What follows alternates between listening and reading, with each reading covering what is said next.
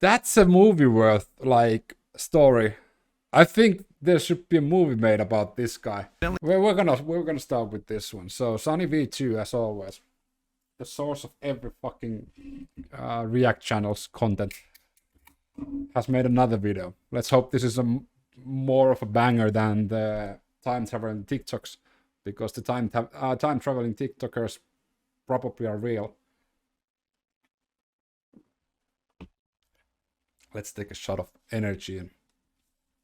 So yeah, the dumbest lottery winners of all time. All right, I can already see where this is going. Throwing a £3 million lottery ticket in How do you lose a ticket? How do you lose a winning ticket?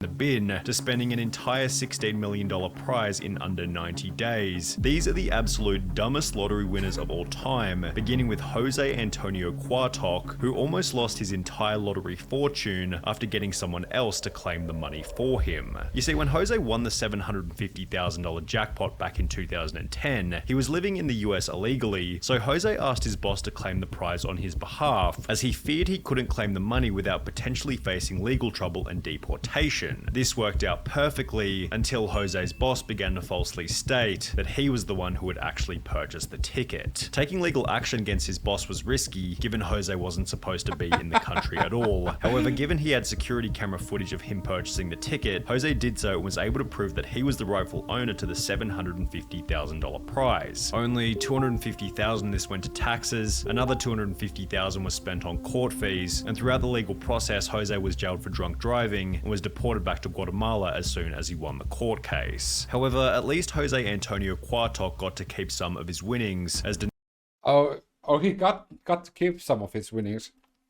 I thought that story would have had a lot more grim end, like winning the case against his boss and then just the border patrol or the US government just throwing him to jail because he's an illegal immigrant and he wasn't supposed to be there.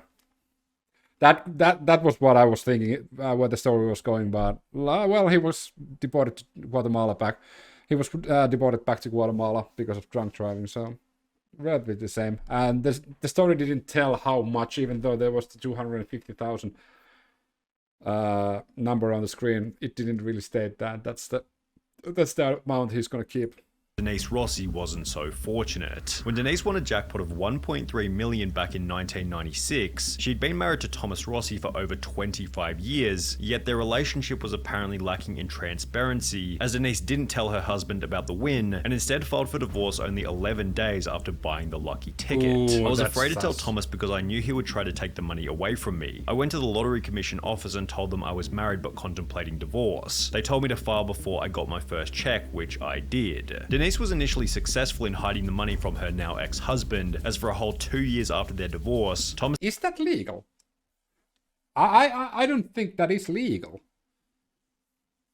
To like hide, especially in the United States. Like, I don't think that would be such an issue in Finland.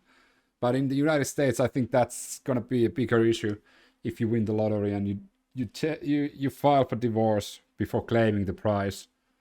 I think that's gonna be a bigger issue, and she probably lost everything. Thomas had no idea that Denise had ever won the lottery. However, in May 1999, a letter was sent to Thomas's home address asking if Denise was interested in a lump sum buyout of her lottery winnings. This was the first Thomas knew about the lottery prize. He confirmed that Denise was a winner with the California lottery, and given they were still married at the time of the win, Thomas launched a lawsuit stating that he was entitled to half of the prize money. The judge specifically found that Denise's failure to disclose the lottery winnings constituted fraud, oppression, and malice, and as a result, the trial court awarded Thomas 100% of the lottery winnings, which left Denise with less than nothing, considering she also had to pay for her own legal fee. And you have to remember that she already probably spent a large sum of it, so that could actually like bankrupt her. However, Denise's loss of 1.3 million was still nothing in comparison to Evelyn Adams. Dubbed the luckiest woman in America, Evelyn Adams became the first person in human history to win the lottery twice, initially for 3.9 million in October 1985, before winning another 1.4 million only 4 months later. With the probability of this win being approximately 1 in 17.3 trillion, Evelyn seemed to realize that she had no lottery luck left by stating that she was going to quit playing, and instead began to buy various businesses, including the convenience store where the lucky tickets had been purchased. While you could argue that this was a smart move, Evelyn still hadn't fixed her gambling problem, and instead of buying more lottery tickets, she instead took the rest of her winnings to the Atlantic City casinos, where she lost her entire remaining fortune to the slot machines. Oh my fucking god, as a former gambling addict. Yeah, having that amount of money and going to Las Vegas, that's like a recipe for disaster. Even like having $1,000 extra, €1,000 extra, and going to like a casino, that would be devastating, especially if you're a gambling addict. Without any money left, her businesses failed one after the other, and by 2012, Evelyn was living in a trailer park, while stating to the media, winning the lottery isn't always what it's cracked up to be. Kelly... Well, it depends. Winning the lottery can be a life-altering experience. Like, winning the lottery could actually change a lot of people's lives. But unfortunately, a lot of, like, majority of the world doesn't have experience with dealing with such large sums of money. So a lot of, like, lottery winners do dumb stuff because of that. I would probably be the same for the... Like for me, I have, like, my wife to ground me. But if I won, like, let's say... What was it, 5.4 million within like 1 year. I'm pretty sure my wife wouldn't let me do all the dumb stuff I would want to do, like buy a Viking ship to our yard. That would be fucking awesome, and building like a like my own playhouse there where all my gaming stuff are. I'm pretty sure I wouldn't be let to do that, which is a good thing. But majority of the people don't have like another person grounding you. You just have a lot of money, and then you have leeches who want a part of that money. So yeah, majority of the world don't know how to handle a large sum of money. Rogers likely had a similar outlook, as after winning over £1.8 million at the age of only 16, her life was also ruined. Initially, Kelly stated, "I will not go wild and spend loads. I'm gonna take some advice and see an accountant. But cocaine's a hell of a drug. Hopefully I will make us all comfortable. I want to help my family, but I won't change. I just want a normal home, nothing posh. I just want a normal car as well." However, as soon as she received the money, Kelly instead spent £11,500 on 2 boob jobs, £300,000 on clothes, makeup and tattoos, as well as £85,000 on top of the range sports cars. Kelly spent a further £250,000 on holidays to locations including Mexico and Euro Disney, £118,000 on gifts to former boyfriends, £190,000 in unreturned loans to friends and family members, and £50,500 £190,000 in unreturned loans to friends and family members. Like, there should be a point somewhere where people would just say no. She's 16. 16. She has, like, loaned £190,000 from his friends and family members. Pounds on solicitors' fees, all of which being purchased while she was still in high school. Kelly did make a few smart purchases, such as an £180,000 bungalow and a £96,000 home for her mum. However, yeah, priorities. By the end of the year, Kelly was back to square one, being on welfare with only £2,000 left. As both terrible and amazing, after dating a string of gold-digging boyfriends and years of hard partying left her nearly broke, she recalled how she would spend her time in the pub feeling forced to buy drinks for new pals who would sell stories about her. Left in her account. She since stated, "It was too much money for someone so young. Even if you say your life won't change, it does, and often not for the better." Yeah, I just wish I was a bit older at the time of winning it, because I think at 16 you're still just a child, and overnight you've just got to grow up and become an adult. Which is probably why she's now an advocate for raising the UK's legal gambling age from 16 to 18. I think the gambling age should be more like 25, to be honest.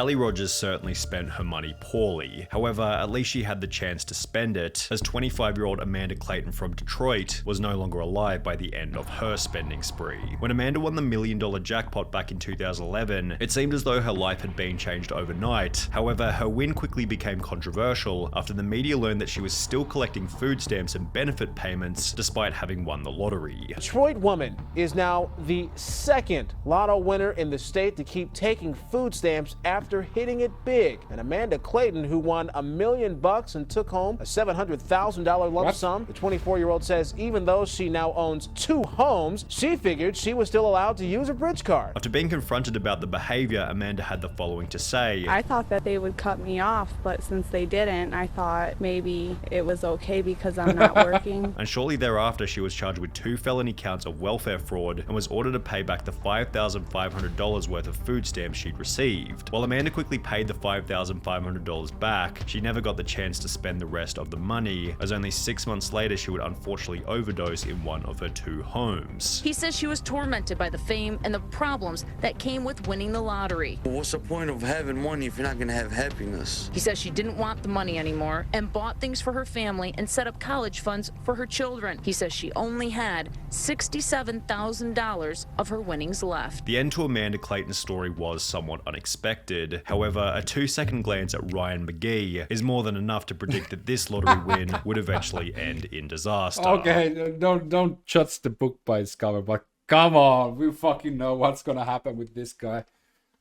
Oh my god, yeah. I don't want to be prejudiced, but I mean, look at that Smurf. It's gonna be hookers and cocaine, right? £6.4 million back All right, 6.4 million. in 2008 at the age of 27, Ryan was placed on the Sunday Times Top 100 Rich list for young people. He purchased a luxury mansion in his home country of Ireland. Okay, that's a luxury mansion in Ireland. Really? That looks like it's made by students. Which featured 5 bedrooms and What? Honey, you have to watch this. Ireland, which featured 5 This doesn't look like a luxury bedroom at all. bedrooms and indoor swimming Our fucking indoor swimming pool is more luxurious than this one. pool, a full champagne bar, and a 2-car garage where he kept his brand new Ferrari 458 Italia. However, as you might expect, this is where things began to go terribly. Only 3 years after buying the Ferrari, Ryan slipped off the road, crashing the car into a field, mainly because he was driving in the snow. Yeah, and he probably didn't have snow tires.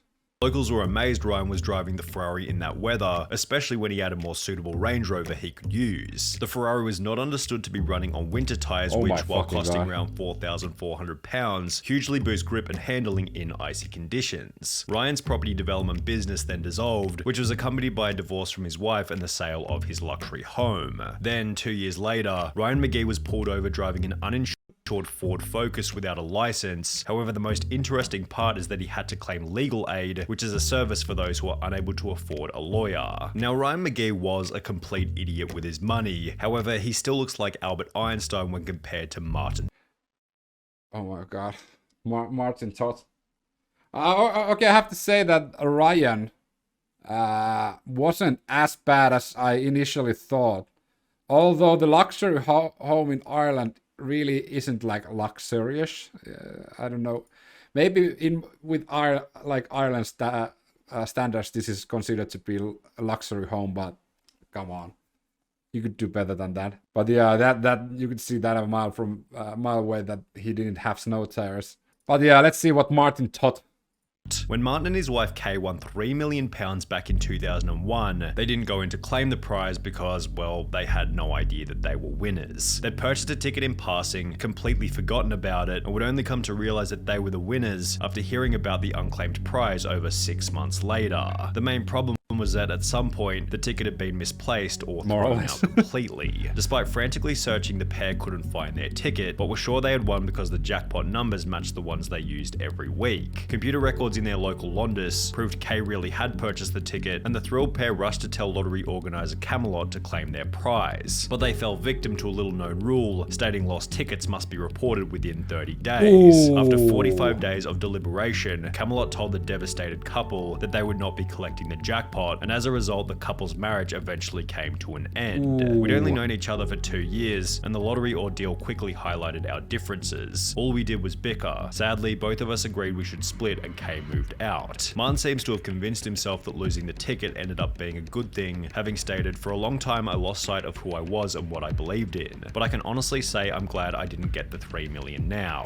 There is no guarantee it would have brought me happiness, and if there's anyone else who would have agreed with this statement, it definitely would have been the most miserable lottery winner of all time, William Post." When William won a $16.2 million jackpot back in 1988, he had just $2.46 in his bank account and was able to purchase the lucky ticket by selling a ring for $40 to a local pawn shop. This, in conjunction with the time he'd spent in jail for cashing invalid checks, highlighted William Post's awful money management skills and acted as foreshadowing for how poorly his lottery win was eventually going to be spent. Only 84 days after receiving the $16.2 million, William Post had spent the entire fortune on a boat, a lease for a restaurant in Florida, a used car lot, as well as a private jet. However, even after all of the money had been Why?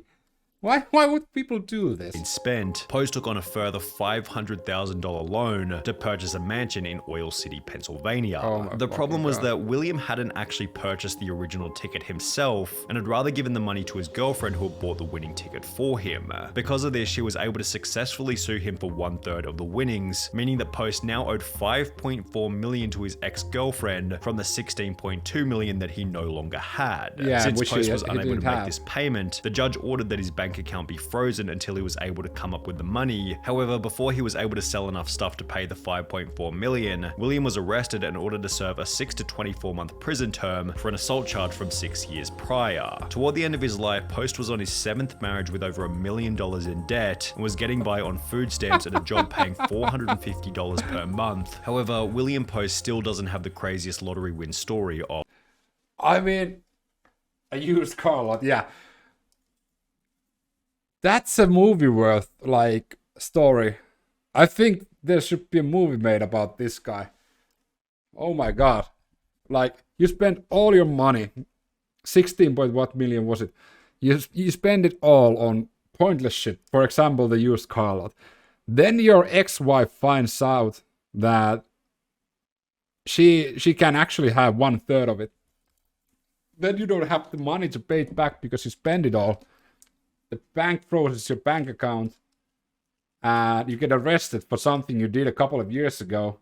Oh my fucking god! You can't just make shit like that. I'm pretty sure the guy is like originally from Florida. This is like a Florida man story. This is what a flop. That's 100% of Florida man story Of all time. That title goes to Andrew Jackson Whitaker, whose life would change forever after winning I've heard about this. I've heard the name Andrew J. Whitaker. $315 million back in 2002. Unlike almost everyone else in this video, Whitaker was actually quite successful prior to winning the lottery, having built up a net worth of over $17 million with the assistance of his construction company. And while this would imply that he was in a position to manage a large lottery win, this isn't what would happen. Whitaker instantly donated 10% of the winnings to churches, Christian groups, and spent a further $14 million establishing the Jack Whitaker Foundation, which provided free food and clothing for low-income families in West Virginia. Obviously, you're doing God's work with all this money. Yes, I am. I'm helping a lot of people, and I Oh, plan wow. to help a lot more. He then drove back to the convenience store where he had purchased the ticket before giving the clerk a $44,000 check, a $123,000 house, and a brand new Jeep Cherokee, which was followed by Whitaker buying himself a Lamborghini, in which he'd drive around his neighborhood throwing money out of the window. After flaunting this wealth, his Lamborghini was broken into, where thieves stole $545,000 in cash. However, this apparently wasn't much of a wake-up call, as his car was then broken into for the second time, resulting in the loss of a further $200,000 cash. Jack Whitaker's granddaughter passed away, his daughter then passed away, which was followed by a divorce with his wife. And now you've lost your granddaughter, you're about to be divorced from your wife. Where does this ever end? Leading him to state that he had lost everything. I pretty much lost everything I held dear in my life. You got lots of money. Money has never meant anything to me. You have to have money to exist in this world, but money doesn't rule the world. Money is not what makes people happy. And that he wished he had never purchased the lottery ticket in the first place. My wife had said she wished that I remember torn the this. ticket up. Well, I wish that we had torn the ticket up too. I just don't like what I've become. Yeah, I think that's the reason why I remember. I've seen that one before. He was just throwing money out of the window.